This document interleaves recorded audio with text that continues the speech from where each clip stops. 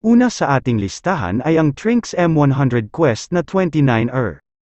Ang frame nito ay size 17 medium, alloy na rin ang frame nito at naka-internal cabling na rin, non-tapered or integrated naman ang head tube nito, quick release din ang frame na ito na 9x135 mm. Ang stem, handlebar at seat post ay gawa ng Trinx, ang seat clamp nito ay quick release. Ang hydraulic brakes naman na ginamit dito ay RSX ang tatak, ito ay may 3-finger steel lever, ang rotors naman nito ay 160 mm. Ang shifters nito ay L2A2 na naka 3x7 speed, ang FD na nilagay ay 3x at wala itong tatak, ang RD naman nito ay L2A2 na 7 speed, ang sprocket ay gawa ng Sunrun na 7 speed rin. Ang fork nito ay coil-type suspension na walang lockout.